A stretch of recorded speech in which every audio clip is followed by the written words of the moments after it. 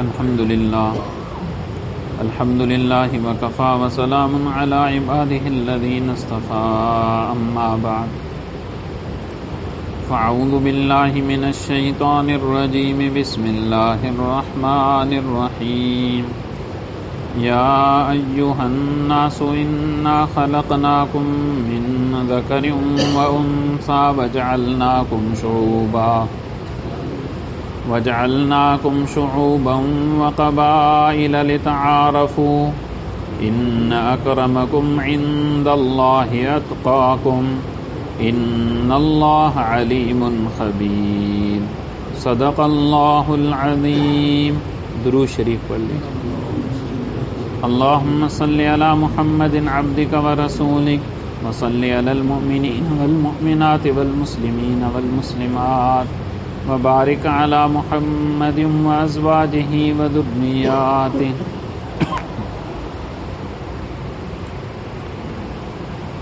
سورہ حجرات کی اس آیت نمبر 13 میں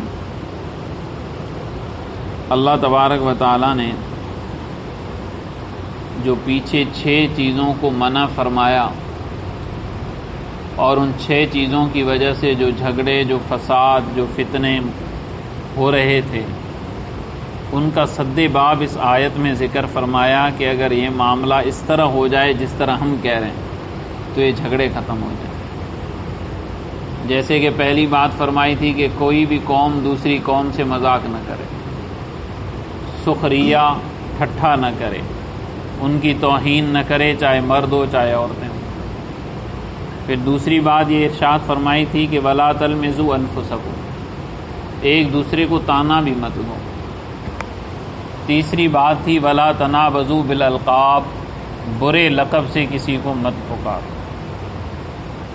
پھر آگے چوتھے نمبر پہ فرمایا کہ بدگمانی نہ کرو، اس لیے کہ بدگمانی کرنا گناہ ہے. پھر 5ویں نمبر پہ یہ بات فرمائی کہ وَلَا تَجَسَّسُوا، کسی کے عیب، کسی کی بات کی ٹوہ میں بھی نہ لگو. اور 6 نمبر پہ فرمایا کہ ایک دوسرے کی غیبت مت کرو. اب ان 6 چیزوں کو حرام اور ممنوع قرار دینے کے بعد اللہ تبارک و تعالیٰ نے اس آیت کے اندر ایک بات ارشاد فرمائی کہ عموماً یہ جھگڑے، یہ فتنے، فساد، یہ تانے، یہ برے القاب، یہ جو ہوتے ہیں وہ ہوتے کیوں ہیں؟ تو فرمایا اس کی بڑی وجہ یہ ہے کہ انسان آپس میں بٹ گئے ہیں، قبائل میں بٹ گئے ہیں، اپنی قومیتوں میں بٹ گئے ہیں، اپنی وطنیت میں. یہ وطن بھی ایک بت ہے. اقبال مرحوم کا بڑا مشہور شعر ہے، ابھی میرے ذہن میں نہیں آ رہا. یہ وطن بھی ایک بڑا بت ہے، بت، کیونکہ اسلام جو ہے اس میں وطنیت نہیں ہے، اس میں صرف ایمان ہے. اس لیے کہ آپ علیہ الصلوۃ والسلام نے فرمایا تمام دنیا کے مسلمانوں کی مثال کرجل واحد، ایک آدمی کی طرح ہے. ان اشتکا عینہ اشتکا کلہ، فرمایا کہ اگر اس کی آنکھ میں درد ہو جائے تو پورا جسم بے قرار ہو جاتا ہے. یہ نہیں ہوتا کہ وہ کہہ دیں جناب آنکھ ہی آپ کا مسئلہ ہے، آپ نہ سوئیں ہم آرام کرتے ہیں، ایسا کوئی نہیں کرتا. تو اسی طرح مسلمان ایک جسم کی مانند ہے. فرمایا ایک حصے کو اگر تکلیف ہو تو دوسرا حصہ بھی تکلیف محسوس کرے. یہ ہے اسلام کا سبب. ہمارے حضرت خواجہ نظام الدین اولیاء رحمہ اللہ تعالی ہندوستان کی بڑی مشہور شخصیت گزری. حضرت بیان فرما رہے تھے، مجمع کافی ہو گیا تو لوگ دھوپ میں کھڑے ہوئے تھے. تو حضرت بار بار فرمایا بھائی اندر آ جاؤ، اندر آ جاؤ، جگہ ہے سائے میں آ جاؤ. پھر تڑپ کے فرمایا کہ دھوپ میں تم کھڑے ہو، جلا میں جاتا ہوں. دھوپ میں تم کھڑے ہو، جلا میں جاتا ہوں. یہ ہے اسلام، یہ ہے مسلمان کہ دھوپ میں دوسرا بھائی کھڑا ہوا ہے، فرمایا جلا میں جاتا ہوں. تو اللہ تعالیٰ نے یہاں ایک اصول بیان فرمایا کہ دیکھو، اچھا پھر یہاں ایمان کی بات نہیں کی. یا ایھا الناس، ساری دنیا کے انسان، ایمان نہیں. پیچھے ایمان والے تھے غیبت نہیں کرو، ایمان والے مذاق نہیں کرو، ایمان والے یہ بات نہیں کرو. آگے فرمایا یا ایھا الناس، ساری کائنات کے انسان. انا خلقناکم من ذکر و انثی، ہم نے تم کو پیدا کیا ایک مرد اور ایک عورت سے، یعنی حضرت آدم اور حضرت حوا علیہم الصلاۃ و تسلیمات سے ہم نے تم سب کو پیدا کیا. کافر بھی ان سے پیدا، مسلمان بھی ان سے پیدا۔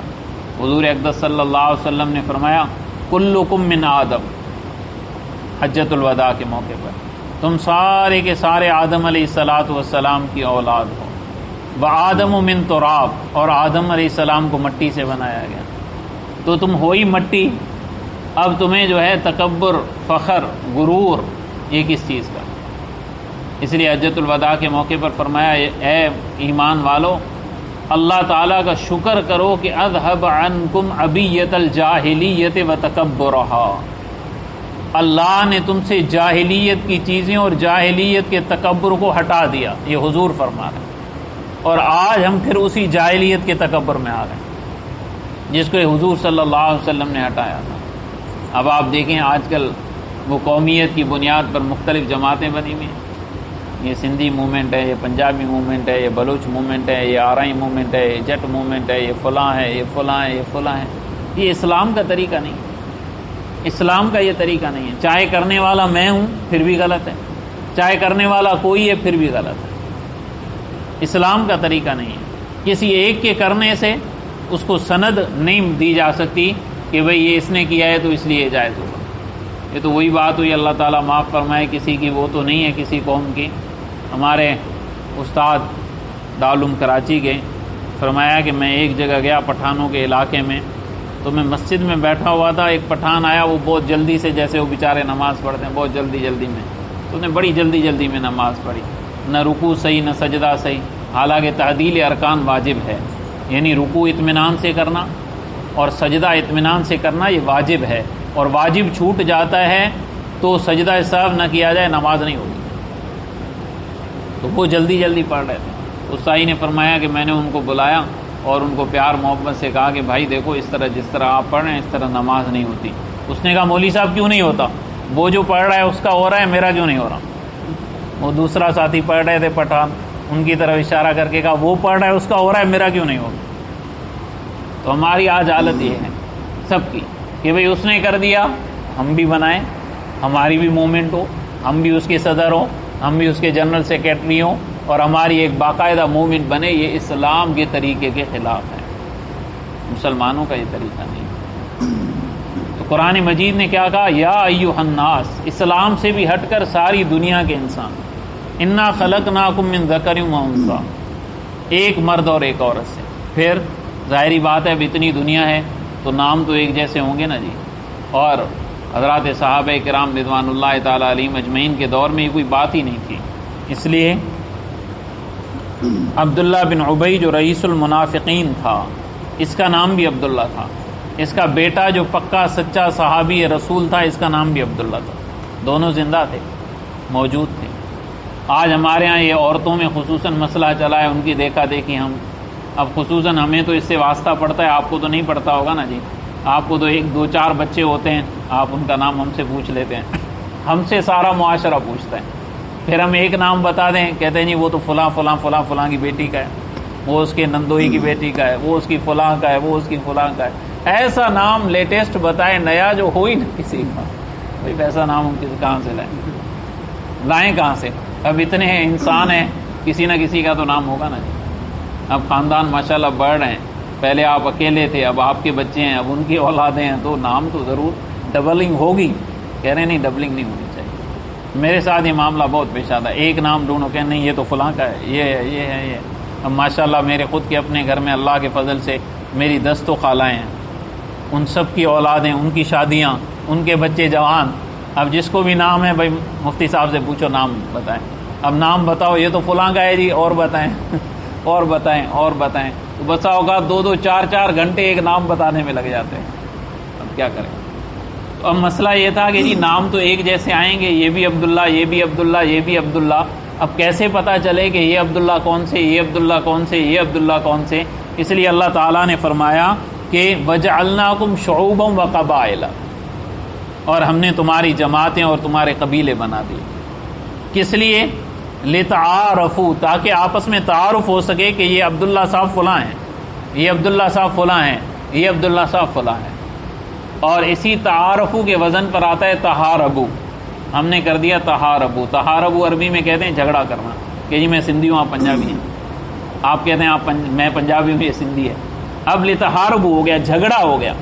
حالانکہ اللہ نے فرمایا لتعارفوا، یہ تو تعارف کا ایک ذریعہ تھا، یہ تو جھگڑے کا ذریعہ نہیں تھا. اور اب اسی کو اگر دیکھا جائے تو آپ علیہ الصلوۃ والسلام نے اس کو ختم کیا ہے، بالکل پامال کیا ہے، بالکل پامال کیا. ابو لہب آپ کے خاندان کا فرد ہے، ابو جہل آپ کے خاندان کا فرد ہے، عتبہ شیبہ آپ کے قبیلے کے آدمی ہیں، لیکن سرکار دو عالم صلی اللہ علیہ وآلہ وسلم جو لوگوں کو عزت دے رہے ہیں وہ اسلام کی بنیاد پر دے رہے ہیں، ایمان کی بنیاد پر دے رہے ہیں. اور یہ اتنی عرب کے اندر گھسی ہوئی چیز تھی. میں نے آپ کو پہلے بھی بتایا ہے کہ وہ ہمیں کیا کہتے ہیں؟ عجمی. عجمی کا معنی گونگا. لیکن آپ عرب کے اشعار میں اگر دیکھیں، جب ہم تکلم کرتے ہیں، بات کرتے ہیں، تو اگر عربی بات کرتا اس کو کہتے ہیں یہ بات کر رہا ہے. عرب کیا کہتے ہیں؟ یہ بات کر رہا ہے. اور اگر میں اور آپ دنیا کی کسی بھی زبان میں بات کریں تو عرب کے اشعار کہتے ہیں بڑبڑا رہا ہے، بات نہیں کر رہا، بڑبڑا رہا ہے. اتنا ان کو اپنی قومیت پر، اپنی اس پر فخر تھا. پھر وہ اس چیز کو بڑا محسوس کرتے تھے. حتیٰ کہ جب سرکار دو عالم صلی اللہ علیہ وسلم نے جناب ابو سفیان کی صاحبزادی حضرت ام حبیبہ سے نکاح کیا، اس کے بعد جناب ابو سفیان کبھی بھی کسی قافلے کو لے کر، دشمن کے لشکر کو لے کر آپ پر انہوں نے چڑھائی نہیں کی. یعنی یہاں تک وہ خیال رکھتے تھے ہمارا داماد ہے، اب ہم اس طرف نہیں جائیں گے. اتنا ان میں یہ تھا. اچھا، اب آپ علیہ الصلوۃ والسلام نے اس کو ختم کرنا چاہا، ختم بھی کیا. اس لیے جب بیت اللہ شریف فتح ہوا، مکہ فتح ہوا، نماز کا وقت ہوا، سرکار دو عالم صلی اللہ علیہ وسلم نے حضرت بلال رضی اللہ تعالیٰ عنہ کو فرمایا بلال اذان دو. حضرت بلال نے اذان دینا شروع کی. فرمایا نہیں، بیت اللہ کی چھت پر چڑھ کے اذان. اب بیت اللہ کی چھت پر چڑھے، امیہ بن خلف کے غلام، اور عربوں میں تو وہ نبوت تھی نا، تو 3 آدمی ایسے بیٹھے ہوئے تھے. ایک نے کہا اچھا ہوا میرا باپ مر گیا، ورنہ وہ یہ بد دن دیکھتا کہ ایک کالا انسان بیت اللہ کے اوپر چڑھ کر ہمارا غلام اذانے دے رہا ہے. دوسرے نے کہا، حارث ابن ہشام نے، کہ محمد صلی اللہ علیہ وسلم کو اس کالے کوے کے علاوہ کوئی نہیں ملا اذان کے. پاس ابو سفیان بیٹھے ہوئے تھے. انہوں نے کہا جی میں تو کوئی بات نہیں کرتا، اس لیے کہ اگر میں کچھ کہوں گا تو یہ پتھر بھی چگلی کھا دیں گے کہ انہوں نے یہ کہا، میں کچھ نہیں کہتا. آپ علیہ الصلوۃ والسلام آئے اور حضور نے وحی آ گئی، تینوں کو بلا کر فرمایا تم نے یہ بات کی؟ نے کہا. تو آپ علیہ الصلوۃ والسلام نے ایک کو فرمایا اچھا ہوا تمہارا باپ مر گیا، اور سنو تمہارا باپ جہنم میں. اور فرمایا تم نے کیا کہا کہ سرکار دو عالم صلی اللہ علیہ وسلم کو اس کالے کوے کے علاوہ کوئی نہیں ملا؟ فرمایا ہاں کوئی نہیں ملا. یہ بلال تم سب میں سے افضل اور اعلیٰ ہے، اس لیے کہ اسلام اس نے پہلے لایا. اب آپ کے طریقہ دیکھیں، ایک غلام ہے لیکن کتنی عزت دی جا رہی. اور پھر کیا ہوا جناب؟ بیت اللہ میں 360 بتیں سارے نکلوائے، ارد گرد کے بتیں سارے توڑوائے. پھر آپ نماز کے لیے جب بیت اللہ کے اندر تشریف لے گئے، نوافل پڑھے، تو ساتھ جس شخصیت کو لے گئے وہ کون ہے؟ حضرت اسامہ اور حضرت بلال. بس اسامہ غلام کا بیٹا، جس کو سارے کہتے غلام کا بیٹا، وہ، اور حضرت بلال. اور فرمایا دروازہ بند کر دو. سارے قریش باہر کھڑے ہیں، صدیق اکبر بھی باہر کھڑے ہیں، عمر فاروق بھی باہر کھڑے ہیں، عبداللہ ابن عمر بھی باہر کھڑے ہیں. اس لیے احادیث کی جتنی کتابیں ہیں بخاری سمیت، اس میں جو امام الانبیاء حضرت محمد صلی اللہ علیہ وسلم نے بیت اللہ کے اندر کتنی رکعتیں پڑھی، کہاں پڑھی، وہ بتانے والے صرف حضرت بلال ہیں. بس آپ نے فرمایا بلال دروازہ بند کر، کوئی اور نہیں اندر آئے گا. دیکھ سبحان اللہ، کیا مقام دیا. ایک غلام ہے، ایک غلام زادہ ہے، کیا مقام دیا جا رہا ہے اسلام کی برکت سے. باقی سارے باہر کھڑے ہیں، سارے باہر کھڑے ہیں، صدیق اکبر جیسا انسان بھی باہر کھڑا. آپ نے فرمایا دروازہ بند کر، تاکہ ان کے ذہنوں سے یہ بات نکل جائے اللہ نے ان کو جو عزت دی ہے وہ اسلام کی بنیاد پر دی. تو اب ہمارے جو جھگڑے ہیں اس کی بنیادیں یہ بن گئی ہیں. آپ دیکھیں بڑے فتنے فساد ہوتے ہیں، بڑے فساد ہوتے ہیں. یقین کریں، میں یہ اللہ تعالیٰ کا قرآن میرے سامنے ہے، اللہ تعالیٰ مجھے بچائے غلط بیانی سے. میں نے اچھے خاصے نمازی پرہیزی لوگوں سے سنا ہے کہ یہ تو فلاں ہے، اس کی ذات کے بارے میں، اچھے خاصے لوگوں سے، اور ہمیں ان سے نفرت ہے. انا للہ. صرف اس بنیاد پر کہ ان کی ذات فلاں ہے، اچھے خاصے نمازی لوگوں سے، اچھے خاصے نمازی۔ اسلام کا یہ طریقہ نہیں ہے، محمد الرسول اللہ صلی اللہ علیہ وسلم کا یہ طریقہ نہیں ہے۔ اگر میں اور آپ کسی طریقے پر چل رہے ہیں تو یہ قومیت کا بت ہے۔ اور میں نے پہلے بتایا تھا کہ حضرت سعد جیسے انسان کی قبر آپس میں مل گئی تھی صرف ان الفاظ پر کہ آدمی اپنی قوم کے ساتھ ہوگا۔ یہ اتنے خطرناک الفاظ ہیں۔ حضرت سلمان یہ فارس کے ہیں، ایرانی ہیں، لیکن آپ علیہ الصلوۃ والسلام نے فرمایا سلمان منا اہل البیت، سلمان تو میرے گھر کا ایک فرد ہے، میرے گھر کا ایک فرد ہے۔ یہ آپ دیکھیں، چنانچہ حضرت عمر رضی اللہ تعالیٰ عنہ نے جب ایران پر حملہ کروایا تو ایران پر جو حملہ ہوا ہے، کبار صحابہ کرام رضوان اللہ علیہ مجمعین، بڑے بڑے قریش جرنیل بھی موجود ہیں، لیکن امیر بنایا حضرت سلمان فارسی۔ اور حضرت سلمان فارسی نے جو ایرانیوں سے بات کی ہے اس میں یہ کہا ہے کہ میں دیکھو ایرانی ہوں تمہارا۔ یہ سارے عرب، اور اس وقت تو یہ طاقت تھی، حضرت عمر رضی اللہ تعالیٰ عنہ کے زمانے میں قوت تھی مسلمان، کہا دیکھو یہ ساری قوت، یہ عرب جن کے نام سے پوری دنیا کانپ رہی ہے، یہ سارے میرے ماتحت ہیں، میں ان کا سردار ہوں۔ ہمارے اندر یہ نہیں ہے کہ کس قوم کا ہے، کس قبیلے کا ہے، کس کا ہے، ہم مسلمان سب برابر ہیں، ہمارا امیر غریب سب ہم برابر بیٹھتے ہیں، ہمارے اندر کوئی فرق نہیں ہے۔ حضرت سلمان فارسی نے ان ایرانیوں کو کہا، ہم دیکھیں، اور حضرت عمر کی فراست بھی دیکھیں کہ وہاں جب بھیجا ہے حضرت سلمان کو امیر بنا دیں کہ جرنیل تم۔ اللہ نے ہمیں ایک دین دیا ہے، ہمارے پاس ایک ضابطہ ہے، اور یہ ساری چیزیں جہالت کی ہیں۔ اس لیے میں نے پہلے بھی یہ واقعہ سنایا تھا، آپ علیہ الصلوۃ والسلام نے جناب ابو ذر سے کیا کہا، یا ابا ذر انک امرؤ فیک الجاہلیہ، اے ابو ذر تو ایسا آدمی ہے جس میں جاہلیت ہے۔ انہوں نے کہا یا رسول اللہ اتنا بوڑھا ہو گیا ہوں، اسلام میں ابھی تک جاہلیت ہے؟ فرمایا ہاں ابھی تک جاہلیت۔ تو یہ جاہلیت کی باتیں ہیں، یہ پڑھے لکھے لوگوں کی باتیں نہیں ہیں، اس سے بچنا چاہیے، اوائڈ کرنا چاہیے، کیونکہ ہمیں مرنا ہے، اللہ کو جواب دینا ہے۔ آگے فرمایا دیکھیں، اللہ کے ہاں جو معیار ہے، ان اکرمکم عند اللہ اتقاکم، اللہ کے ہاں سب سے زیادہ عزت والا وہ ہے جو سب سے زیادہ متقی ہے۔ بس قبیلہ خاندان کچھ نہیں۔ اس لیے آپ علیہ الصلوۃ والسلام نے فرمایا من بطأ به عملہ لم یسر به نسبہ، جس شخص کو اس کا عمل پیچھے چھوڑ دے اس کا نسب اس کو قیامت کے دن آگے نہیں لے جائے گا کہ میں جی فلاں خاندان سے ہوں، فلاں قبیلے سے ہوں، میرا اونچا نسب تھا تو میں ادھر بھی آگے بڑھ جاؤں، ادھر آگے نہیں بڑھے گا۔ دنیا میں تو بڑھ سکتا ہے کہ جی میں فلاں فلاں ہوں، مجھے پہلے راستہ دے دیں، لیکن آخرت میں نہیں بڑھ سکتا۔ تو اس لیے ہمیں ان چیزوں سے بچنا چاہیے، اپنے آپ کو بچانا چاہیے ان بدبودار ناروں سے، اسلام کے طریقے کے یہ خلاف ہیں۔ آگے اللہ تعالیٰ نے فرمایا کہ ان اللہ علیم خبیر، اور اللہ تعالیٰ جاننے والے بھی ہیں، خبر رکھنے والے بھی ہیں۔ کون خدا کے لیے کیا کر رہا ہے اللہ کو سب پتہ ہے، کون جھک رہا ہے اللہ کو سب پتہ ہے۔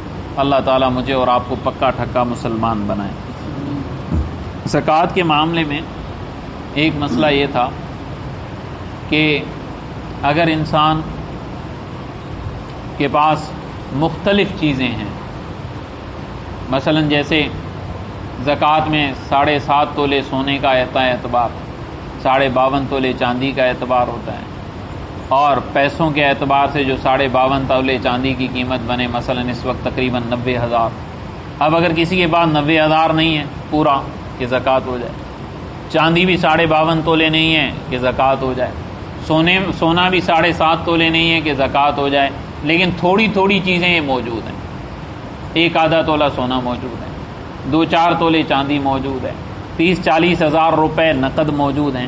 اب ان سب کو ملایا جائے گا اور یہ 52.5 تولے چاندی کی قیمت تک پہنچ گئے تو زکوٰۃ انسان پر فرض ہو جائے گی، اور اس شخص کو زکوٰۃ لینا ناجائز ہوگا۔ اس لیے اس چیز کو بھی نوٹ کریں کہ اس کو زکوٰۃ لینا ناجائز ہے۔ اگر وہ دے رہا ہے اور آپ نے دے دی، غلطی سے دے دی، اپنی تو پوری تحقیق کی، پھر بھی زکوٰۃ ادا نہیں ہوئی، زکوٰۃ دوبارہ دینی پڑے گی۔ ایک مسئلہ تو زکوٰۃ کا ہی۔ دوسرا یہ کہ انسان ہے، میں نے قرضے کے بارے میں بتایا تھا کہ جو ملنے والا ہے اس پر زکوٰۃ دی جائے گی، لیکن ایک قرض ایسا ہے کہ جو ہمارے اوپر ہے، پیسہ تو ہمارے پاس موجود ہے لیکن قرضہ بھی ہے، جیسے مارکیٹ میں ہوتا ہے، بندہ سامان لیتا ہے دیتا ہے، کچھ اوپر کا قرضہ ہوتا ہے، کچھ نیچے بھی ہوتا ہے۔ تو اب جو ہمارے اوپر قرضہ ہے وہ اس سے منہا کیا جائے گا، نکالا جائے گا، باقی کی زکوٰۃ دی جائے گی۔ جیسے عموماً جو بیچارے نوکری پیشہ ہوتے ہیں، صرف ملازمت ہوتی ہے ان کی، وہ گھر وغیرہ بناتے ہیں تو پھر حکومت سے لون بھی لیتے ہیں۔ یہ الگ بحث ہے کہ وہ جائز ہے یا ناجائز، یہ الگ بحث ہے۔ لیکن جو لون لے لیتے ہیں 5 لاکھ 10 لاکھ روپے، اب اگر ان کے پاس 2-4 لاکھ روپے ہیں، 3-4 لاکھ کا سونا بھی ہے، انسان ریزرو میں رکھتا ہے، ایک دم ساری چیزیں نہیں بیچتا کہ اللہ بچائے اچانک کوئی ایسا مسئلہ ہو جائے، یہ ساری چیزیں ہوتی ہیں۔ اب مثلا ان کے پاس 5 لاکھ کا سونا ہے، 2-3 لاکھ روپے رکھے بھی ہوئے ہیں، 8 لاکھ روپے ہیں ان کے پاس ٹوٹل، لیکن ان کے اوپر 10 لاکھ روپے قرضہ بھی ہے، اگرچہ اس کی قسطیں ہی کٹ رہی ہیں، ہر مہینے تنخواہ سے حکومت وہ کاٹ رہی ہے، پھر بھی ان پر زکوٰۃ فرض نہیں ہوگی، کیونکہ ان کو قرضہ 10 لاکھ ہے اور یہ مالیت ان کے پاس ساری 8 لاکھ روپے کی ہے، وہ 2 لاکھ روپے کے ابھی تک مقروض ہیں، اس لیے ان کو زکوٰۃ نہیں دینی پڑے گی۔ بات سمجھ میں آ گئی؟ اللہ تعالیٰ عمل کی توفیق عطا فرمائے۔ اللہم انت السلام و تبارک یا ذا الجلال والاکرام، اللہم اعنا علی ذکرک و شکرک و حسن عبادتک، ربنا آتنا فی الدنیا حسنۃ، صلی اللہ تعالی علی النبی الکریم محمد و آلہ و صحبہ اجمعین۔